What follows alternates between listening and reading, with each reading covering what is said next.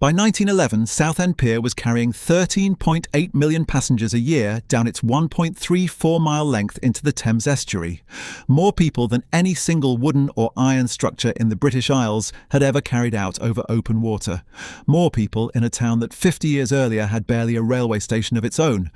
The pier had grown 4 times over: 1890, 1898, 1908, 1929, each extension chasing the tide further out across mudflats too shallow for any ship to reach. Today, that same pier still runs its full length out over the same mud. Southend itself does not run the way it used to. Which?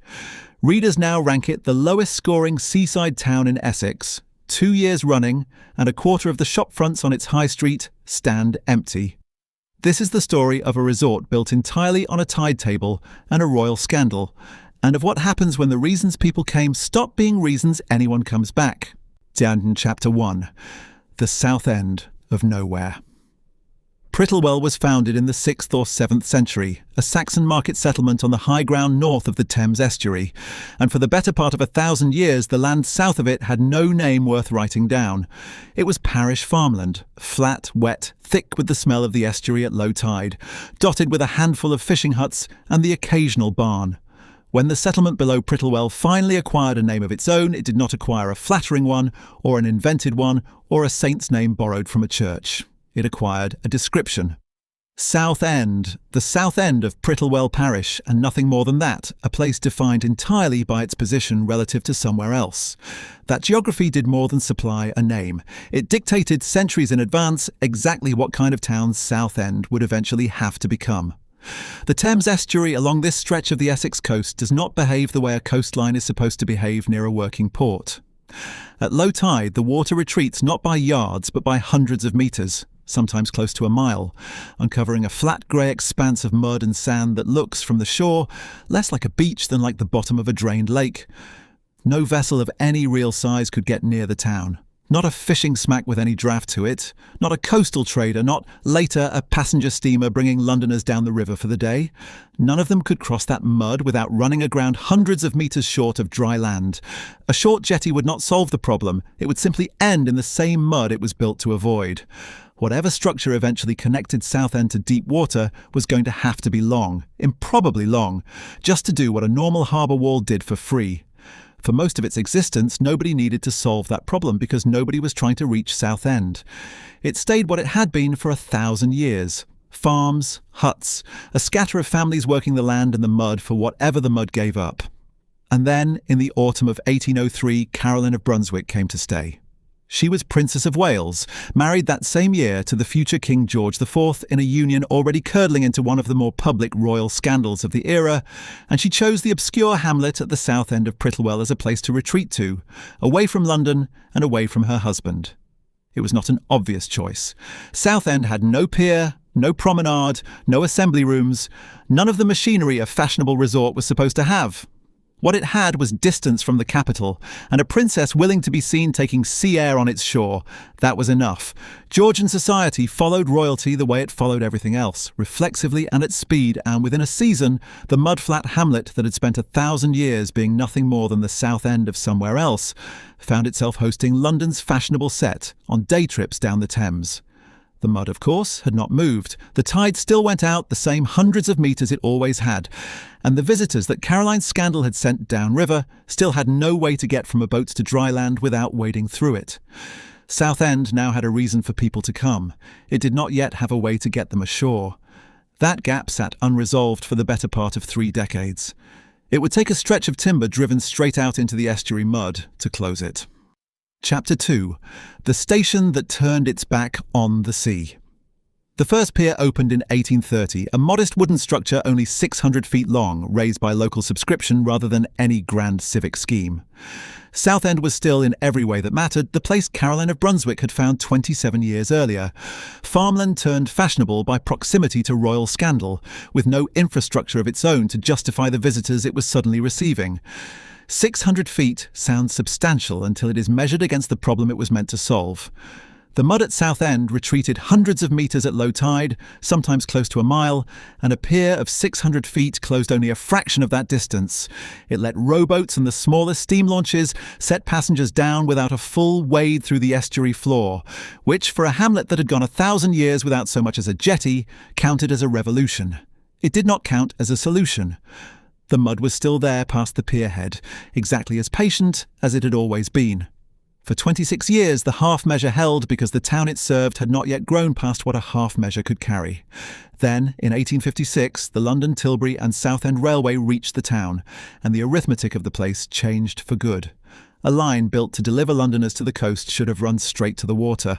That was the entire commercial logic of it. Seaside resort meeting mainline rail at the shortest possible distance the tracks could manage. Local opposition decided otherwise. The station that opened that year sat back from the shore, set on higher ground inland, kept off the seafront itself by residents and landowners, unwilling to see tracks and sidings cut through the strip of coast the town was busy selling as a resort. A railway built for the express purpose of bringing London to the sea arrived within sight of it, and stopped short. The passengers came anyway. In 1866, the line was carrying 1.5 million of them to Southend every year off a station that could not see the water it had been built to serve. By 1875, that figure had reached 2.5 million, and it kept climbing through the rest of the century and into the next, past the wooden piers every reasonable expectation, past what a fishing hamlet's roads and lodging houses had ever been built to absorb, climbing toward the number that would make Southend Pier by 1911 the busiest pleasure pier in Britain. The pier from 1830 had been sized for a village. The station from 1856 had been sited by a committee more concerned with its lawns than its landings. Neither had planned for this. The trains kept arriving regardless, and the crowds kept walking the inland road down to the water, past the station that had been built with its back turned to the one thing everyone on board had come to see. The pier itself was not built for those numbers, and by the 1880s, it showed. 600 feet of salt-soaked timber, sunk in 1830 for a village that received its visitors by the boatload, was now processing crowds that arrived by the trainload, and the planking wore through faster than it could be repaired. The mud past the pierhead had not moved an inch in 50 years. It still swallowed 600 feet without difficulty, still stranded the largest steamers well short of dry land at anything but the highest tide, still made a mockery of a structure built for a fraction of the traffic now walking its length. Something longer was going to be required, and something that would not rot under 1 million pairs of feet a year. In 1890, the answer arrived, and it arrived in iron. Chapter 3. The Iron Pier. And the Kursaal. Iron does not rot, and by 1890 that single fact was worth more to Southend than a century of good intentions. The pier that opened that year replaced the old wooden jetty plank for plank, driven on iron piles deep into the mud, instead of timber legs that had spent decades swelling, splitting, and being patched by men who knew the patches would not last. Saltwater and tidal scour had been the enemy of every wooden structure on that shoreline since the first plank went in, and iron simply did not care about either. It was built wider, built stronger, and built with the kind of confidence that only comes from a railway company watching its own passenger figures climb every season. The old pier had been a convenience. The new one was an investment, and investments in Victorian England got extended. In 1898, the pier grew again, pushed further out over the mudflats it had been built to cross in the first place. In 1908, it grew a second time, the iron legs marching deeper into the estuary toward water that would float a paddle steamer even at low tide. In 1929, it grew a third and final time, reaching the length it still holds today, the record nobody in Southend has ever had to defend. 3 extensions in 3 decades were not the product of a single ambitious council meeting. They were the product of a town that kept discovering, extension after extension, that the crowds arriving by rail had not yet stopped growing, and that every additional yard of iron paid for itself in the fares of people willing to walk it. The pier alone was never going to be the whole of Southend's pitch to a day tripper, and by the 1890s, the town understood that a walk to the end of a jetty and back was not an afternoon. In 1894, Alfred and Bernard Tolhurst opened the Marine Park and Gardens along the seafront, a landscaped stretch of lawns, walks and ornamental planting meant to give visitors somewhere to linger before or after the pier itself. The Tolhurst brothers were not railwaymen or engineers. They were two brothers who had watched the passenger numbers rise year after year and concluded that Southend needed a reason to keep people on land a little longer, spending a little more before the last train home. The gardens were modest next to what would follow, but they proved the theory. A resort built entirely on a jetty over mud could sell more than transit. It could sell an afternoon. That idea would define the next 30 years of the town's development, and it would need somewhere far larger than a lawn to be housed in. That somewhere arrived in 1901 when a domed pavilion rose on the seafront called the Kursaal Palace. It was designed by the architect George Campbell Sherrin, and its dome was visible from the estuary long before a visitor's train had even pulled into the station. The Kursaal was not a theatre and not a simple garden attraction. It was built from the outset as a complex of amusements gathered under one roof and one name, conceived as a single destination rather than a scattering of separate stalls and rides, and it counts today as one of the first purpose-built amusement parks anywhere in the world, years before the phrase itself had settled into common use.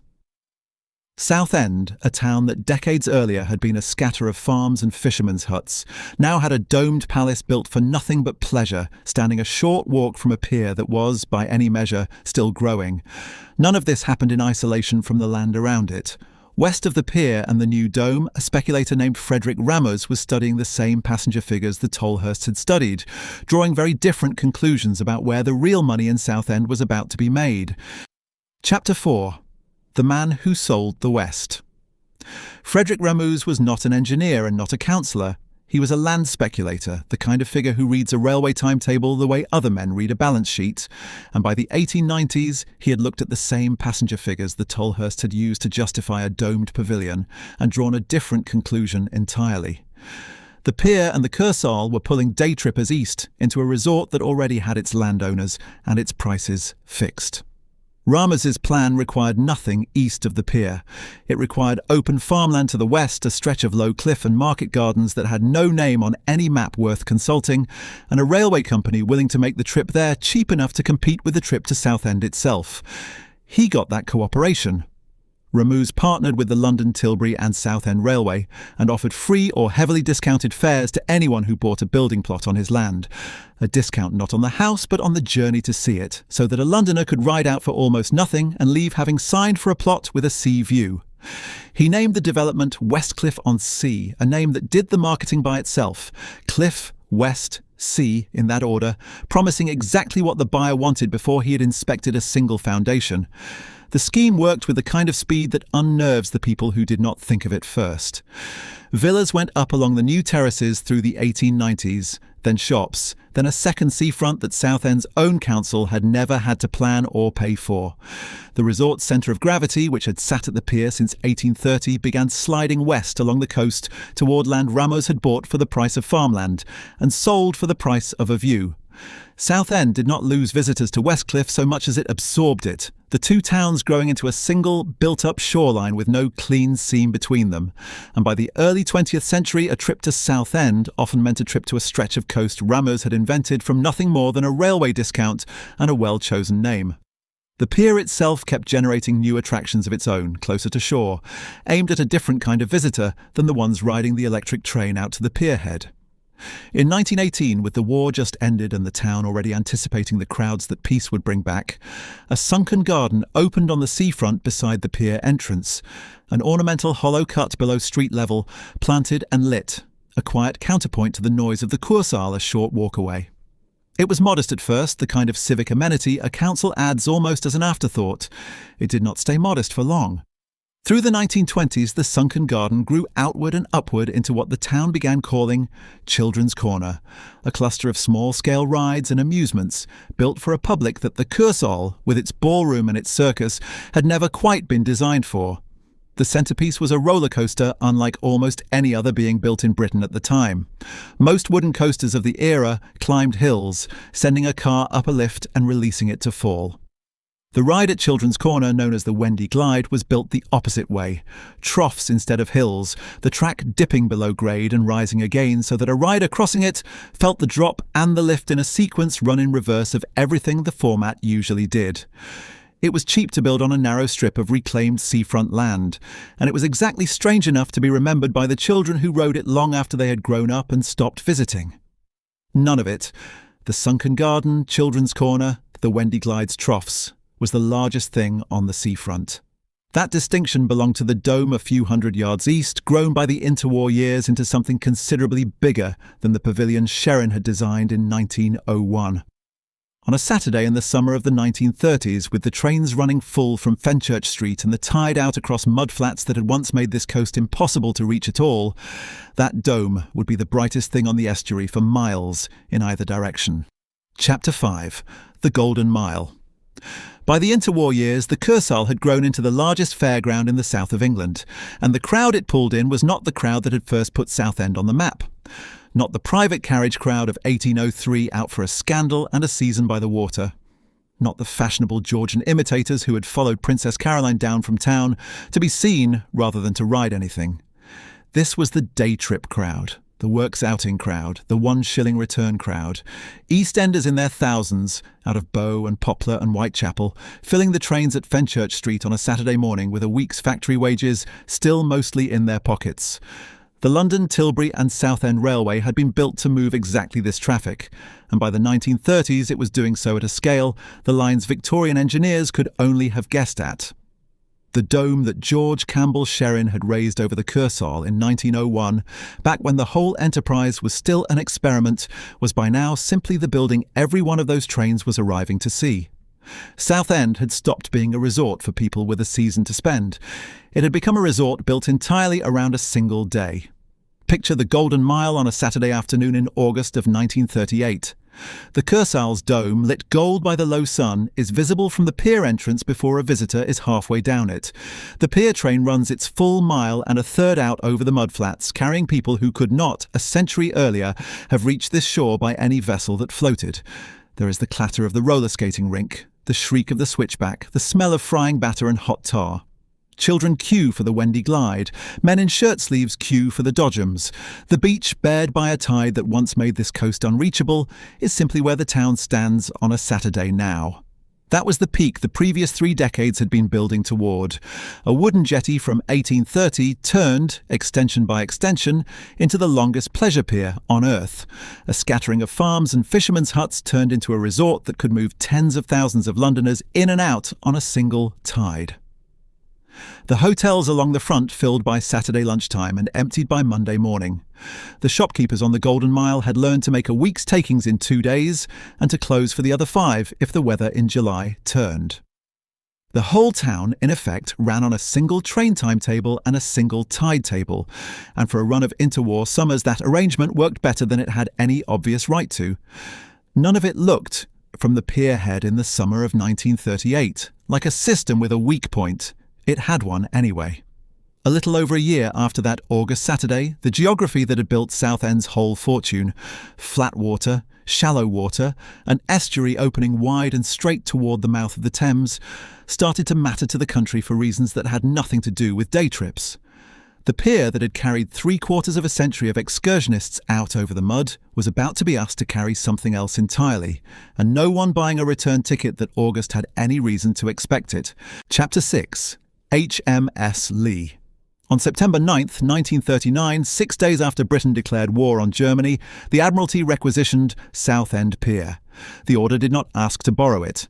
It ended the pier's run of civilian excursions on a single signature, cleared the ticket booths and the tea rooms of anyone without a service number, and gave the mile-and-a-quarter structure a new name: HMS Leigh.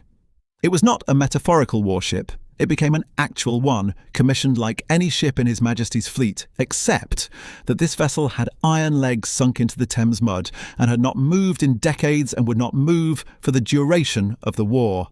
That was the appeal. The estuary was the single channel through which nearly every ship feeding London and the ports of the southeast had to pass, and the Navy needed a fixed post far enough from shore to direct the whole of it at once.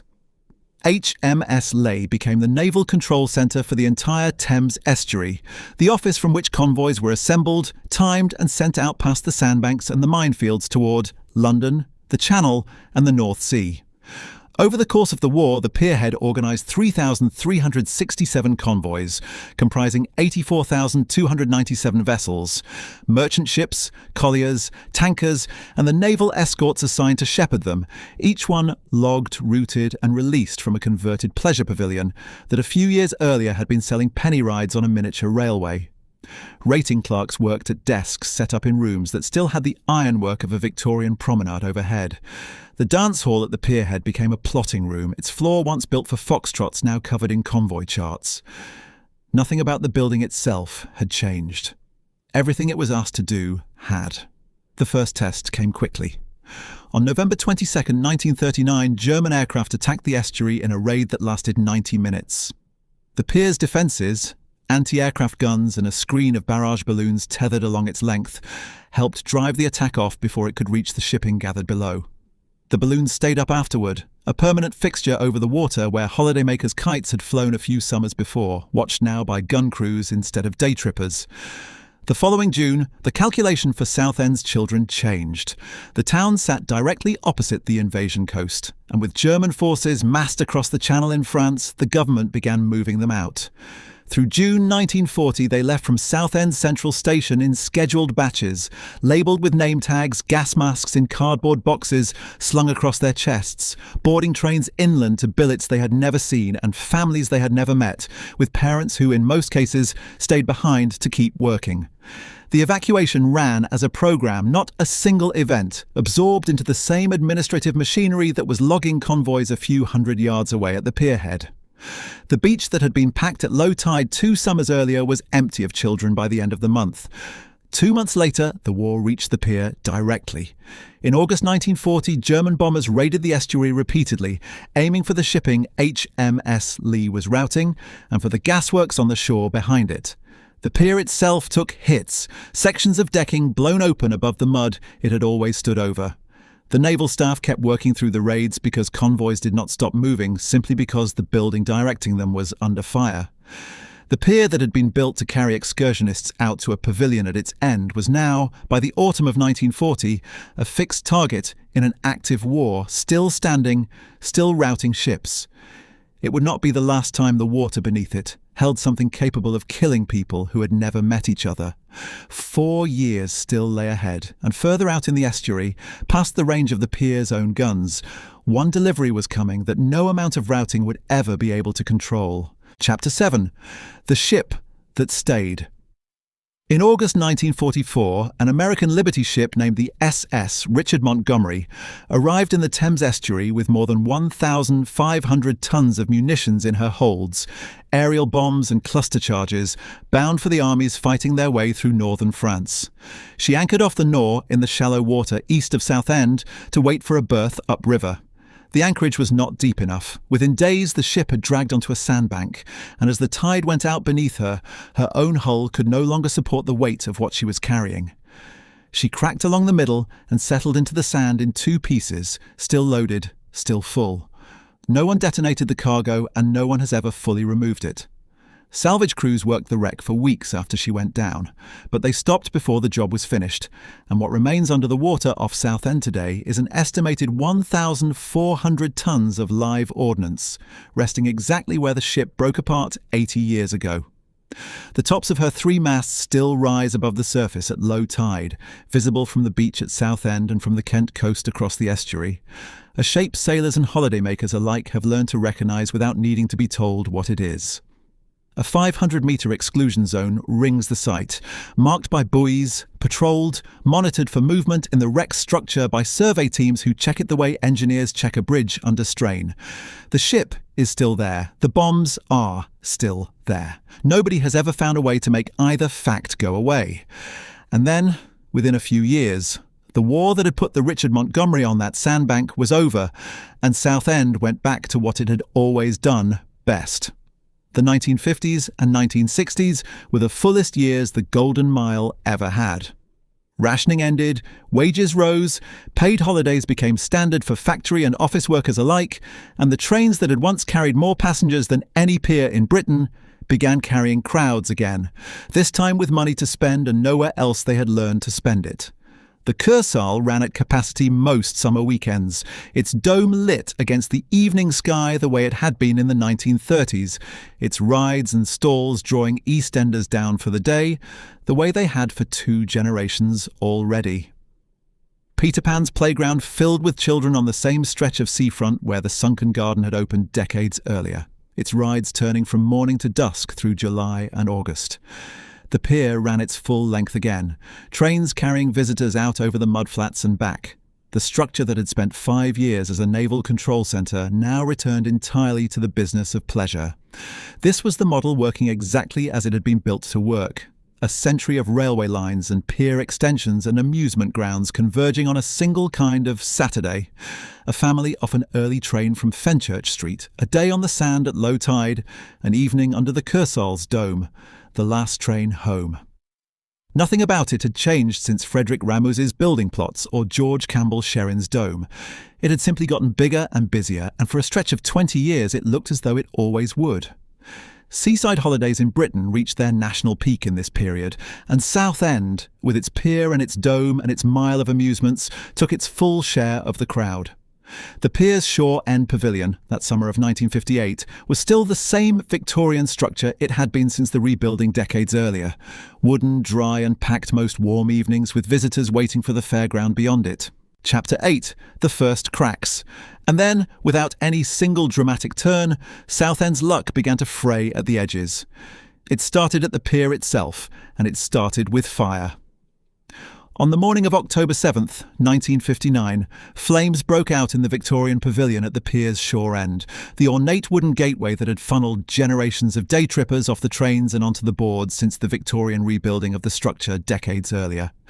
The fire moved through dry timber the way fires in Victorian seaside architecture generally did, fast and total.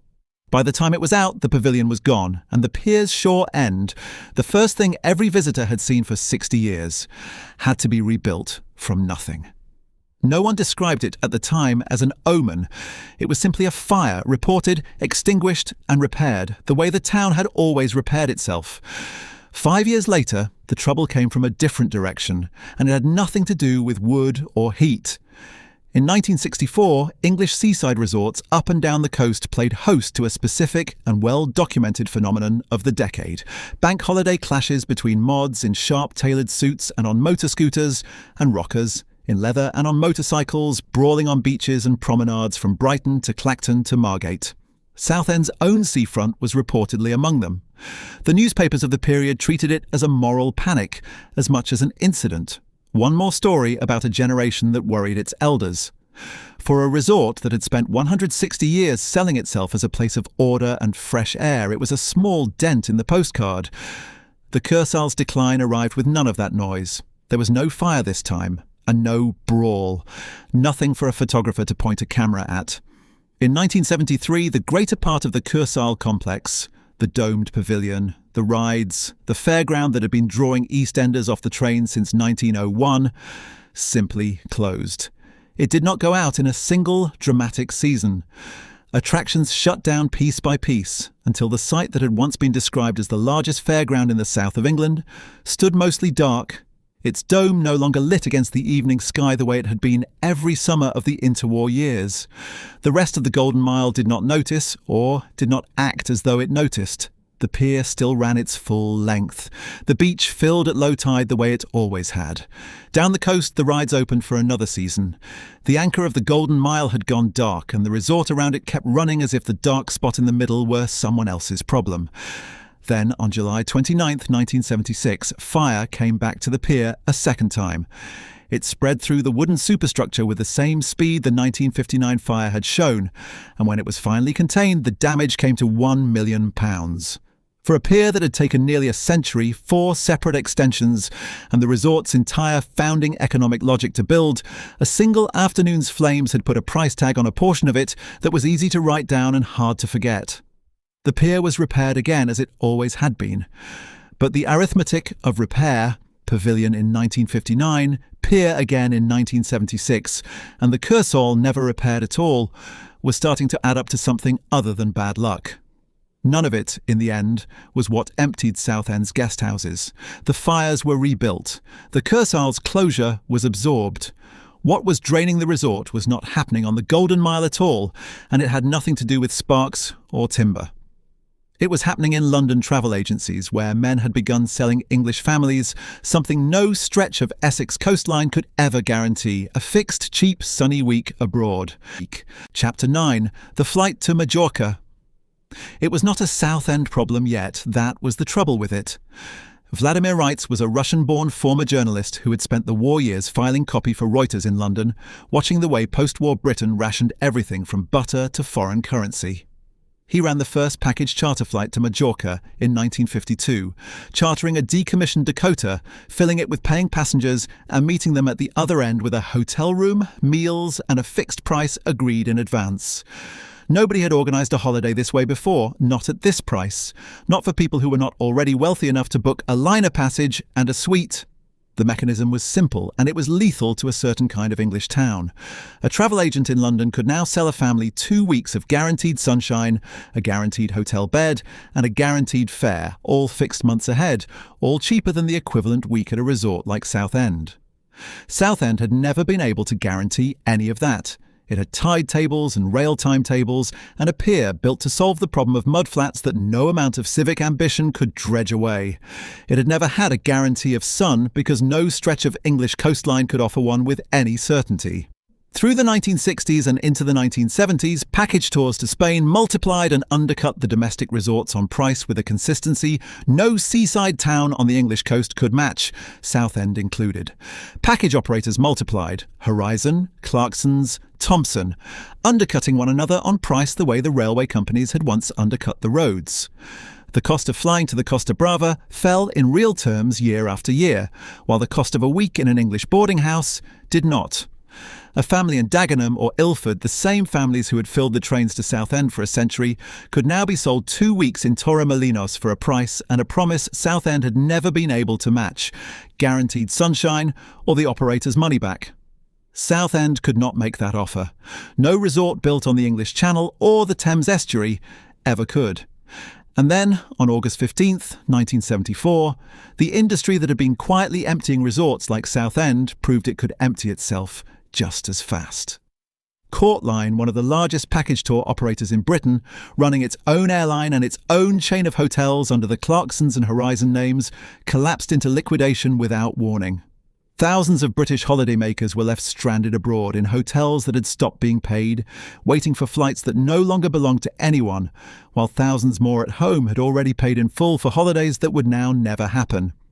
It was a warning of exactly how volatile this new industry already was, built on thin margins, chartered aircraft, and hotel contracts that could unravel in a single afternoon. None of that instability sent the families back to Southend. They queued for refunds or found another operator and went abroad again the following summer. The sun was still cheaper in Spain than it had ever been on the Essex coast, and cheaper, it turned out, than reliability itself. Southend's Kursaal was already down to a fraction of its old footprint by then. Most of it shuttered the year before. What remained of the Golden Mile kept running through the rest of the 1970s on the families who still came, the day trippers, the ones who had not yet been sold a fixed-price week in Majorca. That number was shrinking every summer. The Kursaal's final closure was still 12 years away. The pier had already burned once, in 1959, and once more in 1976, and it would burn again. None of that had happened yet, but the town's fortunes for the first time in its history were no longer being decided on its own seafront. Chapter 10. The Golden Mile Goes Dark. The Kursaal had opened in 1901, the first purpose-built amusement park in Britain, its dome designed by George Campbell Sherrin to be seen from the estuary before anything else in Southend was visible. In 1986, what remained of it closed for good. 85 years, start to finish. The same span that had carried Southend from a market town appendage to a resort of national fame and back down to a name. Which readers would eventually rank near the bottom of the list. The site did not close all at once. Rides had been sold off, buildings subdivided, sections leased to a supermarket and a nightclub through the 1970s.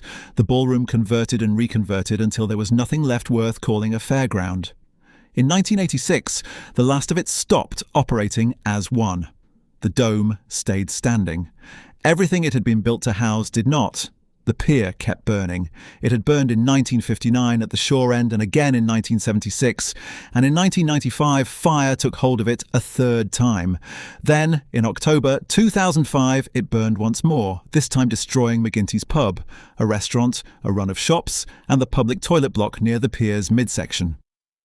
Sections of the wooden pier floor gave way entirely, dropping into the Thames estuary below, into the same mudflats the pier had been built in 1830 to cross. The pier was rebuilt again, as it always was. The rebuilding was no longer news in the way it had once been. A structure that burns 4 times in half a century stops being a landmark and starts being a maintenance schedule. Something else was drawing investment by then, and it was not the seafront.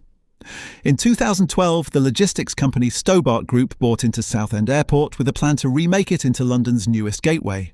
The commitment ran to £100 million. £10 million of it built a new passenger terminal. £16 million built a rail station connecting the airport directly to the London line.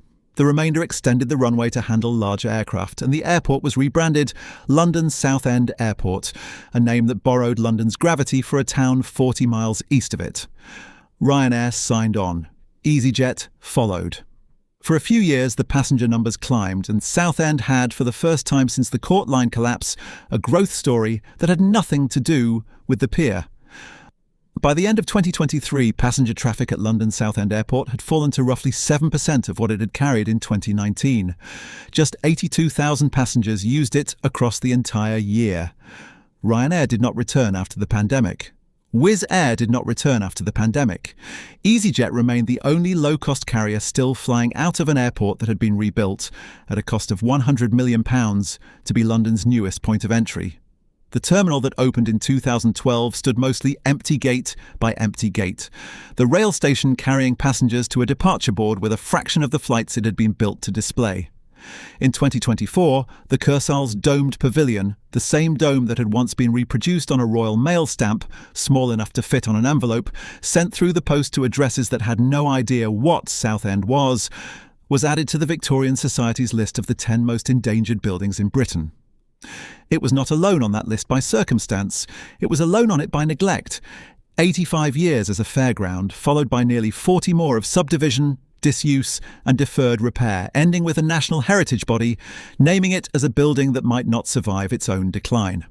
None of this happened on the seafront alone, and none of it happened to visitors.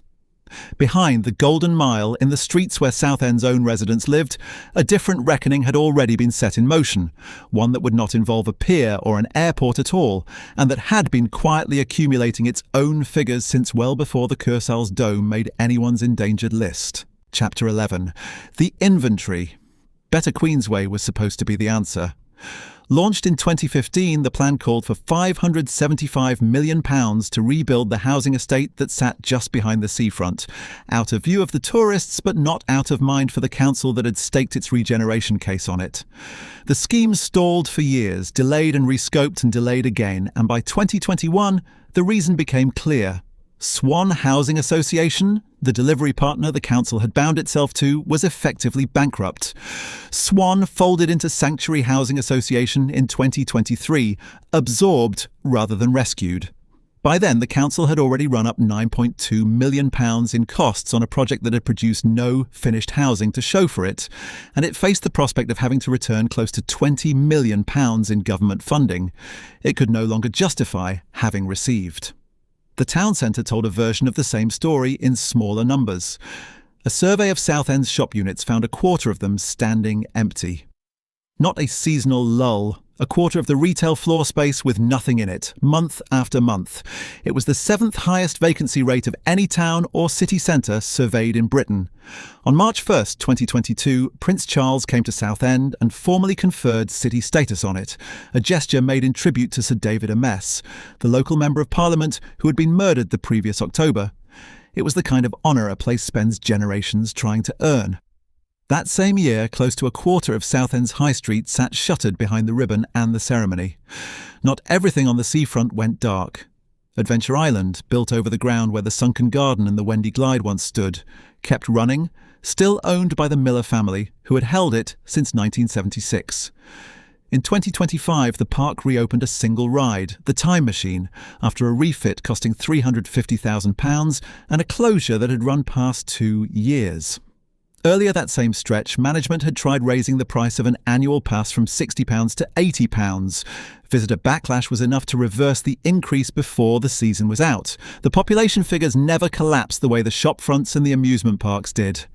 Southend counted around 173,700 residents in the 2011 census and 180,700 in 2021. A rise, if a small one. Southend has not emptied out. It has simply stopped being a place anyone travels to. The pier is still there. It still runs its 1.34 miles out over the mudflats that made it necessary in the first place, past the pilings that once carried 13.8 million passengers a year to a resort built for people who no longer come. The boards are salt-greyed underfoot, and the wind off the estuary carries the particular smell of exposed mud at low tide, the same smell that stood between Southend and any ship that might have docked here without one. Out past the end of the pier, where the water opens onto the horizon, 3 masts still break the surface at low tide. The remains of the SS Richard Montgomery, sunk in August 1944 with more than 1,500 tons of munitions aboard, close to 1,400 tons of them still inside the wreck, still live, ringed by a 500-metre exclusion zone that has held for 8 decades. It sits closer to the shore than anyone likes to think about, visible from the same beach where the day trippers used to spread their towels. The tide comes in over it twice a day, the way it always has.